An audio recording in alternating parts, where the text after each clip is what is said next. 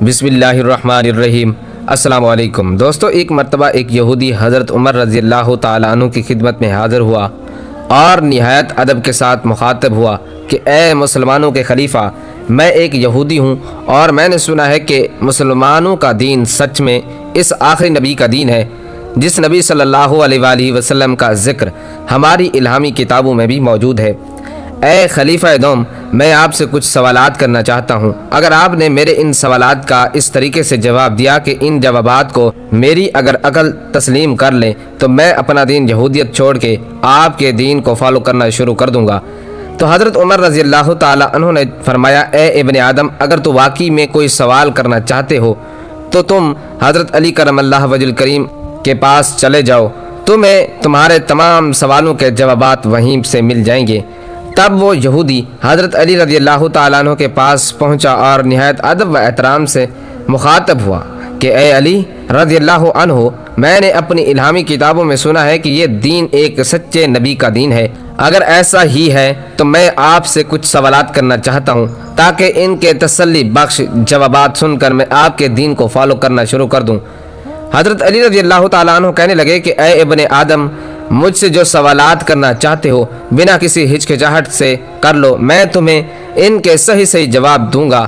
تب وہ شخص کہنے لگا، میرا سب سے پہلا سوال یہ ہے کہ وہ کون سی ایسی چیز ہے جس کے نہ ہاتھ ہیں نہ پاؤں ہیں، نہ جسم ہے، سارا کا سارا منہ ہے۔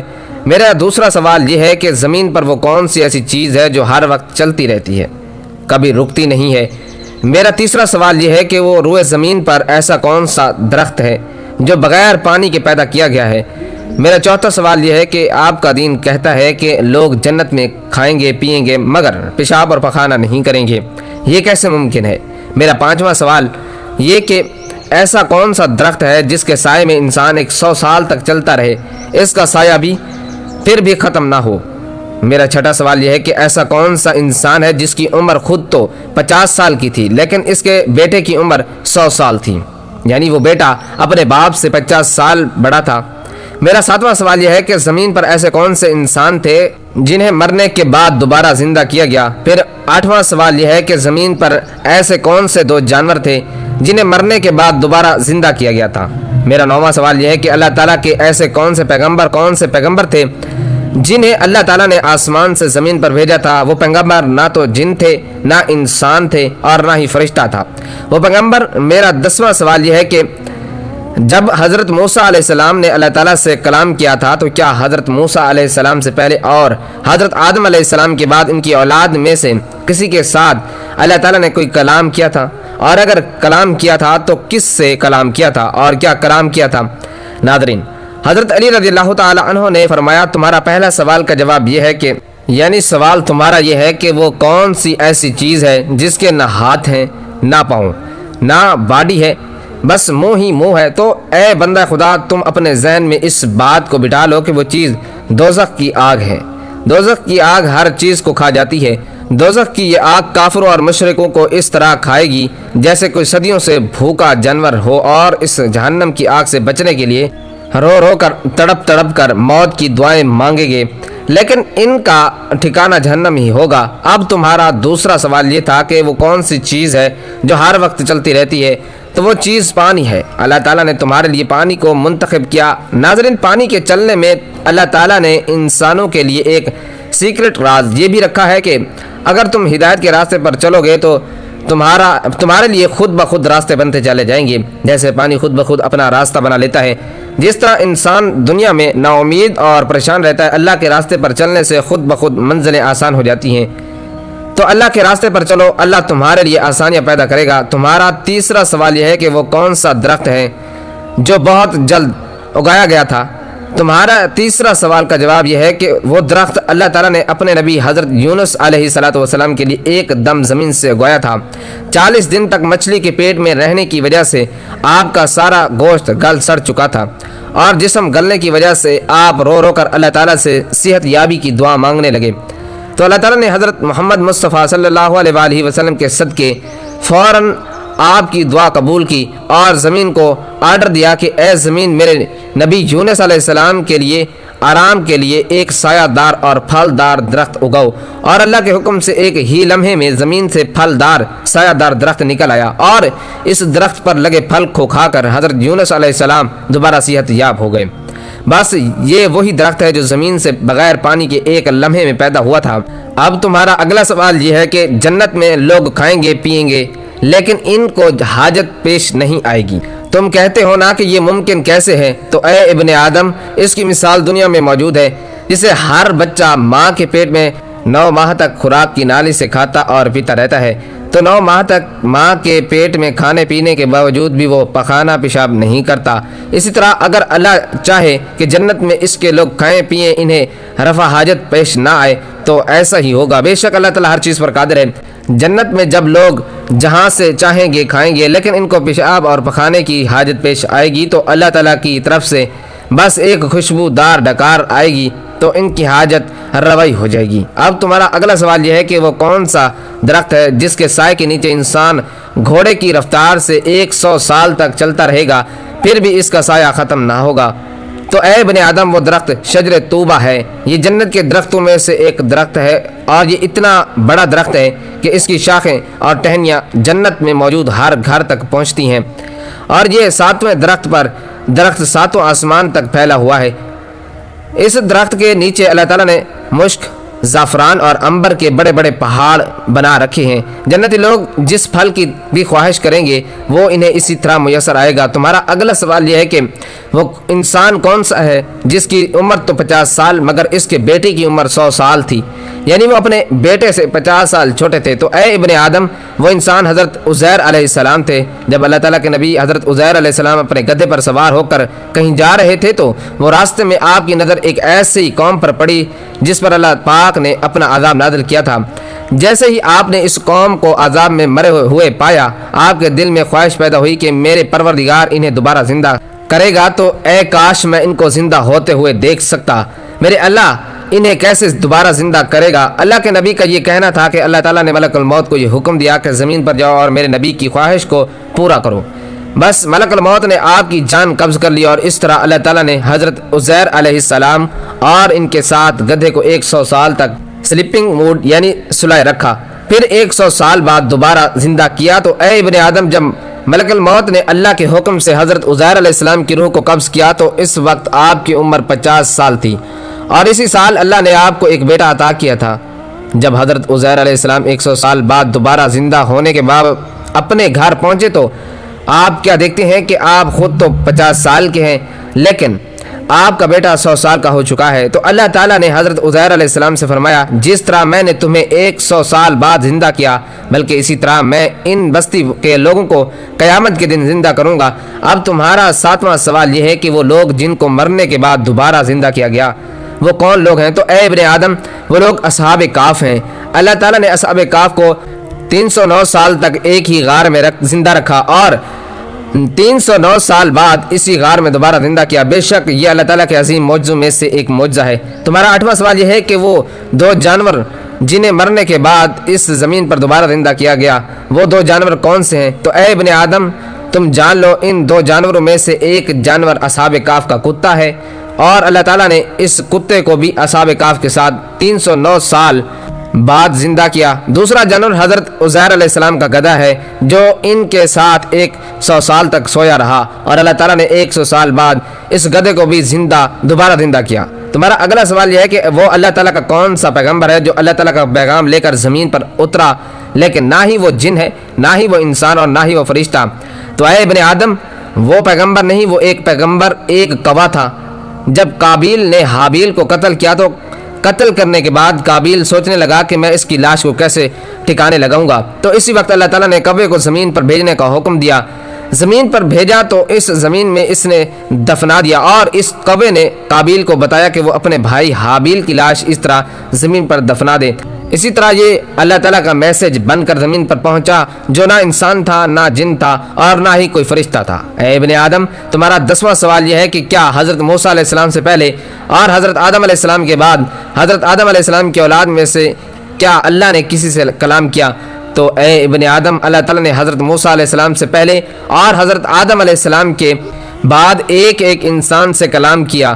نہ صرف اللہ تعالیٰ نے انسانوں سے کلام کیا بلکہ انسانوں نے بھی اللہ تعالیٰ سے کلام کیا۔ حضرت علی رضی اللہ تعالیٰ عنہ کا یہ جواب سن کر وہ یہودی کہنے لگا، اے علی رضی اللہ تعالیٰ عنہ، ہر انسان ہر ایک انسان سے اللہ تعالیٰ سے اور اللہ تعالیٰ نے ہر انسان سے کیسے کلام کیا؟ تب حضرت علی رضی اللہ تعالیٰ عنہ فرمانے لگے، اللہ کے قرآن میں موجود ہے کہ حضرت آدم علیہ السلام کی تخلیق کے بعد اللہ تعالیٰ نے ہر انسان سے کلام کیا جس کو اللہ تعالیٰ نے زمین پر بھیجا تھا۔ تو اللہ تعالیٰ نے ایک ایک انسان سے کلام کر کے علیحدہ علیحدہ وعدہ لیا تھا کہ اے میرے بندو، کیا میں تیرا خدا ہوں اور کیا میں ہی تمام زمین و آسمان اور اس میں بسنے والی مخلوقات کا خالق و مالک ہوں؟ اور تمام انسانوں نے جواب دیا، بے شک اے خدا، تو بہت ہی عظمت اور بڑائی والا ہے اور ہر چیز تیری ہی پیدا کی ہوئی ہے، بے شک تو ہی ہمیں مارے گا اور تو ہی ہمیں زندہ کرے گا۔ بس اللہ تعالیٰ نے فرمایا، میں تمہیں آزمانا چاہتا ہوں کیونکہ میرے پاس تمہارے لیے نہ ختم ہونے والی عیش و عشرت ہے اور جنت کی تمام لذتیں ہیں، لیکن میں تمہیں عیش و عشرت اور جنت کی تمام لذتیں دینے سے پہلے تمہارے وجود سے خدا ہونے کی اہمیت کو مٹا کر کچھ عرصے کے لیے تمہیں زمین پر بھیجنا چاہتا ہوں۔ زمین پر جانے کے بعد اگر تم نے اپنی زندگی میں مجھے تلاش کیا اور مجھے پہچان کر اپنا دوبارہ خدا مان لیا تو میں تمہارے لیے جنت میں ایسی ایسی نعمتیں تمہارے لیے جس کا تم زندگی میں زمین میں تصور بھی نہیں کر سکتے۔ حضرت علی رضی اللہ تعالیٰ عنہ نے یہودی سے فرمایا کہ اے ابن آدم، انسان کو فرشتوں سے اس لیے افضل کیا گیا ہے کہ فرشتے اول روز سے یہ بات جانتے ہیں کہ ان کو پیدا کرنے والی صرف اللہ تعالیٰ کی ذات ہے، لیکن جب کسی انسان کا بچہ روئے زمین پر پیدا ہوتا ہے تو اس کے دماغ میں اللہ کا کوئی کنسیپٹ نہیں ہوتا۔ اسی وجہ سے انسان کو اشرف المخلوقات کہا گیا ہے، کیونکہ اللہ تعالیٰ نے اس کائنات کی سب سے عظیم نعمت انسان کے دماغ کو رکھا ہے تاکہ وہ اللہ تعالیٰ کی اس عظیم نعمت کو یوٹیلائز کر کے اللہ تعالیٰ کی ذات کو تلاش کر کے اللہ کے ایک ہونے کا اقرار کرے تاکہ وہ دنیا میں کامیابی حاصل کر سکے۔ اللہ تعالیٰ نے انسانوں کی آزمائش کو آسان بنانے کے لیے اس دنیا میں اپنی آسمانی کتابیں اور 1,24,000 کم و بیش پیغمبر بھیجے، لیکن افسوس ہے کہ یہ انسان دنیا کے عیش و عشرت اور لذتوں میں اس قدر مگن ہو گیا کہ وہ یہ بات بھول گیا کہ اس دنیا میں آزمائش کے طور پر بھیجا گیا تھا۔ اسے جو لوگ اپنی عقل کا استعمال کر کے اللہ کو تلاش نہیں کرتے تو ایسے لوگوں کے لیے بہت جلد ایسا وقت آنے والا ہے جب ان کو جہنم کی آگ میں ڈالا جائے گا اور یہ چیخ چیخ کر اپنے گناہوں کا اقرار کریں گے اور اللہ سے رو رو کر فریاد کریں گے کہ ان کو ایک بار پھر دنیا میں بھیجا جائے اور وہ خالص اسی کی عبادت کریں گے، لیکن اب وقت گزر چکا ہوگا، اللہ تعالیٰ پر ان کے کسی فریاد کا کوئی اثر نہیں ہوگا۔ جیسے یہودی نے حضرت علی رضی اللہ تعالیٰ عنہ کے منہ سے یہ باتیں سنی تو اس نے کلمہ شہادت پڑھا، لا الہ الا اللہ محمد الرسول اللہ، میں گواہی دیتا ہوں کہ اللہ کے سوا کوئی عبادت کے لائق نہیں، حضرت محمد صلی اللہ علیہ وآلہ وسلم اللہ کے آخری رسول ہیں۔ حضرت علی رضی اللہ تعالیٰ عنہ کے علم، حکمت اور عدل کے بے شمار واقعات تاریخ اسلام میں محفوظ ہیں، جن میں سے ایک نہایت مشہور اور سبق آموز واقعہ اونٹوں کی تقسیم کا ہے۔ یہ واقعہ نہ صرف آپ کی غیر معمولی ذہانت کو ظاہر کرتا ہے بلکہ اس بات کی بھی بہترین مثال ہے کہ مشکل سے مشکل مسئلے کو حکمت اور انصاف کے ساتھ کسی طرح حل کیا جا سکتا ہے۔ روایت کے مطابق ایک شخص کا انتقال ہوا اور اس نے اپنے 3 بیٹوں کے درمیان اونٹوں کی تقسیم کے لیے ایک وصیت چھوڑ دی۔ اس کے پاس کل 17 اونٹ تھے اور وصیت میں درج تھا کہ بڑے بیٹے کو کل اونٹوں کا آدھا حصہ دے دیا جائے، درمیانے بیٹے کو 1/3 حصہ ملے اور سب سے چھوٹے بیٹے کو 1/9 حصہ دیا جائے۔ بظاہر یہ تقسیم سیدھی لگتی تھی، مگر جب بیٹوں نے اونٹوں کی تقسیم کرنا چاہا تو وہ شدید مشکلات میں پڑ گئے، کیونکہ 17 کی تعداد کو ان حصوں میں تقسیم کرنا ممکن نہیں تھا بغیر اس کے کہ اونٹوں کو کاٹا جائے، جو کہ کسی صورت جائز یا مناسب نہ تھا۔ چنانچہ وہ پریشان ہو کر کسی ایسے شخص کی تلاش میں نکلے جو اس مسئلے کا حل نکال سکے، اور آخرکار وہ حضرت علی رضی اللہ تعالیٰ عنہ کی خدمت میں حاضر ہوئے۔ حضرت علی نے جب ان کا مسئلہ سنا تو فوراً اس کی نزاکت کو سمجھ لیا۔ آپ نے نہ صرف وصیت کے مطابق تقسیم کو برقرار رکھنے کا ارادہ کیا بلکہ اس بات کا بھی خیال رکھا کہ کسی اونٹ کو نقصان نہ پہنچے۔ آپ نے بڑی حکمت کے ساتھ ایک حل تلاش کیا جو بظاہر سادہ تھا مگر اپنی گہرائی میں نہایت غیر معمولی تھا۔ آپ نے فرمایا کہ تم اپنے اونٹوں میں میرا ایک اونٹ شامل کر لو، इसी तरह ऊँटों की कुल तादाद 17 से बढ़कर 18 हो गई। जब 18 ऊँटों को वसीयत के मुताबिक तकसीम किया गया तो मसला फौरन हल हो गया। बड़े बेटे को आधा हिस्सा दिया गया यानी 9 ऊँट, दरमियाने बेटे को 1/3 मिला यानी 6 ऊँट, और सबसे छोटे बेटे को 1/9 हिस्सा दिया गया यानी 2 ऊँट। इस तरह कुल 9, 6 और 2 ऊँट मिलकर 17 बनते हैं और 1 ऊँट बाकी बच जाता है जो हजरत अली ने वापस ले लिया। इसी तरह न सिर्फ वसीयत पूरी हो गई बल्कि किसी ऊँट की नुकसान भी नहीं पहुंचा और तीनों बेटे मुतमईन हो गए। ये वाक़या बज़ाहिर एक सादा रियाजियात मसले का हल मालूम होता है, लेकिन दर हकीकत ये हिकमत और बसीरत और क़यादत की आला मिसाल है। हज़रत अली ने मसले को सिर्फ ज़ाहरी तौर पर नहीं देखा बल्कि इसके पस मंज़र को समझते हुए ऐसा हल निकाला कि जो सब के लिए काबिल कबूल था। इस वाक़े से हमें ये सबक मिलता है कि ज़िंदगी में बहुत से मसाइल ऐसे होते हैं जो बज़ाहिर नाकाबिल हल दिखाई देते हैं, मगर अगर इंसान ठंडे दिल से हिकमत और तदब्बर के साथ सोचे तो इनका हल निकाला जा सकता है। मज़ीद ये कि बाद औक़ात किसी मसले को हल करने के लिए हमें अपने वसाइल में वक्ती इजाफा करना पड़ता है या किसी नए ज़ाविये से सोचना पड़ता है, जैसा कि हज़रत अली ने एक इजाफी ऊँट शामिल करके किया। ये वाक़या अदल व इंसाफ के असूलों को भी वाज़े करता है। हज़रत अली ने वसीयत की पासदारी को मुकद्दम रखा और इस बात को यकीनी बनाया कि हर वारिस को इसका हक मिले। इसके साथ साथ आपने ये भी दिखाया कि इंसाफ का तकाजा सिर्फ कानून की पैरवी नहीं बल्कि इसके पीछे मौजूद हिकमत को समझना भी है। अगर आप चाहते तो बेटों को मशवरा दे सकते थे कि वो ऊँटों को बेचकर रकम तकसीम कर लें, लेकिन आपने एक ऐसा हल पेश किया जिसमें वसीयत की रूह भी बरकरार रही और अमली मुश्किल भी दूर हो गई। इस वाक़े में क़यादत का एक अहम पहलू भी नुमाया होता है और वो है एतमाद पैदा करना। जब लोग किसी मसले में उलझ जाते हैं तो वो एक ऐसे रहनुमा की तलाश करते हैं जो न सिर्फ मसले को समझे बल्कि इसका मुनसिफाना हल भी तलाश करे।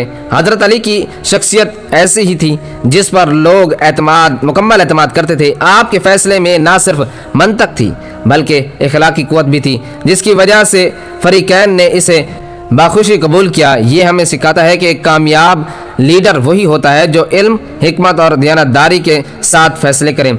मज़ीद बरा इस वाक़े में एक गहरा फ़िक्री पहलू भी मौजूद है जो हमें यह सिखाता है कि बाज़ वसाइल का हल बराह रास्त नहीं बल्कि बिलवास्ता तरीके से निकाला जाता है। हज़रत अली ने मसले को इसके अपने दायरे में हल करने की बजाय एक इजाफी अंसर शामिल किया जिससे पूरा निज़ाम मुतवाज़न हो गया। ये तरीका आज भी मुख्तलिफ शोबों में इस्तेमाल होता है, चाहे वो रियाजी हो, माशियात हो या रोज़मर्रा ज़िंदगी के मामलात। इससे ये बात वाज़ेह होती है कि तख्लीकी सोच और लचकदार जहनीत किसी भी पेचीदा मसले के हल के लिए निहायत ज़रूरी है। आखिर में ये कहा जा सकता है कि हज़रत अली का ऊँटों की तकसीम का ये वाक़या महज एक तारीख़ी हिकायत नहीं बल्कि एक जामे सबक है जो हमें हिकमत और इंसाफ, क़यादत और तख्लीकी सोच के असूल सिखाता है। ये हमें ये भी याद दिलाता है कि इल्म का असल मकसद सिर्फ मालूमात हासिल करना नहीं बल्कि इन मालूमात को अमली ज़िंदगी में मुअस्सर तरीके से इस्तेमाल करना है।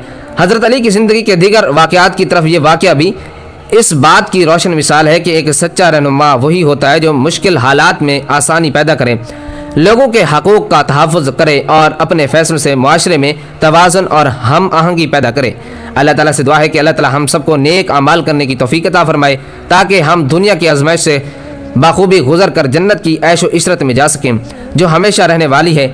अगर ये वीडियो आपको अच्छी लगी हो तो दूसरों के साथ ज़रूर शेयर कीजिए। अपना बहुत सा ख्याल रखिएगा। अल्लाह हाफिज़।